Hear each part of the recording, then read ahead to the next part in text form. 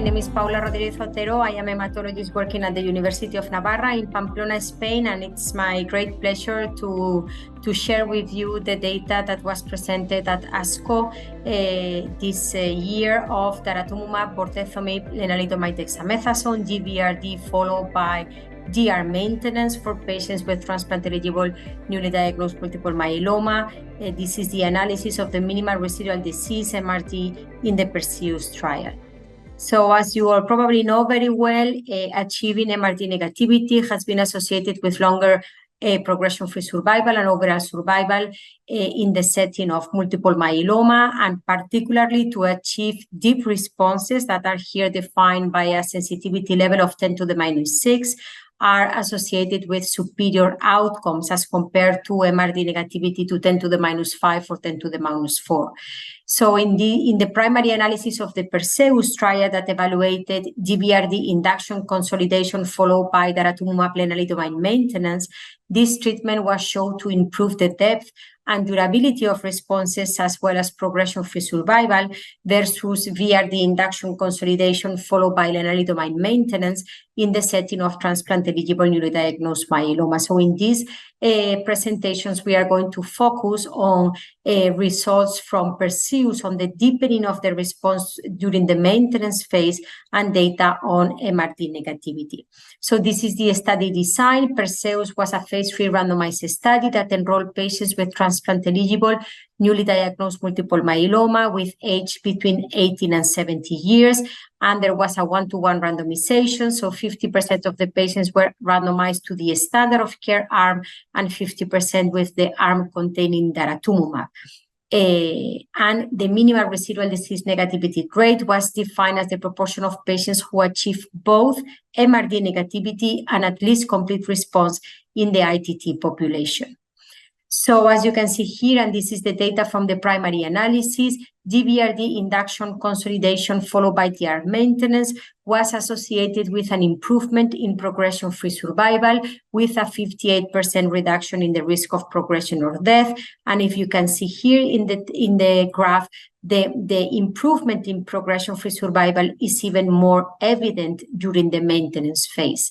In both treatment arms, both for DVRD as well as for VRD, responses deepen over time, and this increase in the depth of response was more evident in the DVRD arm with response with patients that achieve at least complete response at the end of consolidation. The rate was 44.5%, and this increased up to 88% during the maintenance phase with Daratumumab and lenalidomide. Likewise, the rates of minimal residual disease negativity also improve during treatment, and you see here 10 to the minus 6 at the end of consolidation was 34.4, and this increased during the maintenance up to 64% of the patients, and the rates were higher as compared to VRD treatment followed by lenalidomide alone. The rates of MRD negativity were in favor of DVRD plus DR across all different subgroups analyzed, including patients with older age, high-risk cytogenetic abnormalities, both at 10 to the minus 5 and also at 10 to the minus 6. Importantly as well, the rates of sustained MRD negativity, both at 12 months or longer, as well as 18 months or longer, were higher for patients treated with the Daratumumab combination. 47.3% at 10 to the minus 6 had sustained MRD negativity at least 1 year versus only 19 for patients treated with BRD, and more than 40% of the patients had sustained MRD negativity at 10 to the minus 6 for at least 18 months with DVRD followed by DR treatment.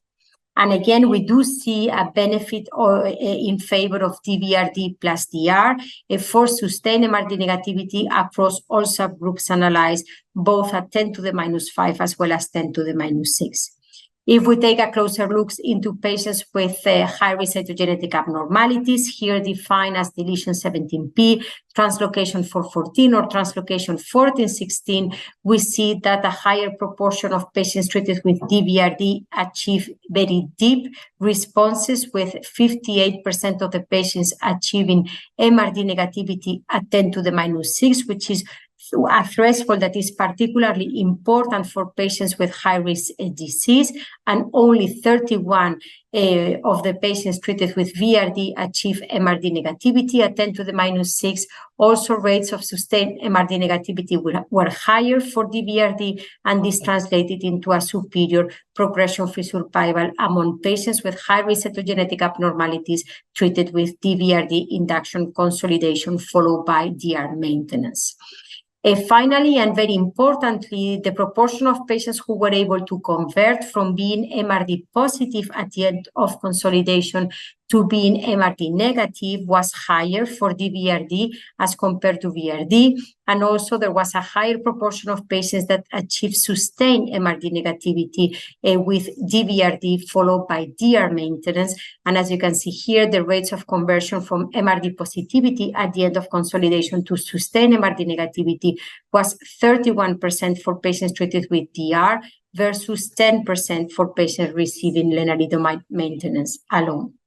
MRD negativity at 10 to the -6 was associated with improved long-term outcomes, and twice as many patients in the DVRD arm were able to achieve MRD negativity at 10 to the -6, and patients remaining MRD positive had improved progression-free survival with daratumumab len maintenance versus len alone. So all these results support the use of DVRD and DR as a new standard of care for transplant-eligible patients with newly diagnosed multiple myeloma. Thank you all for your attention.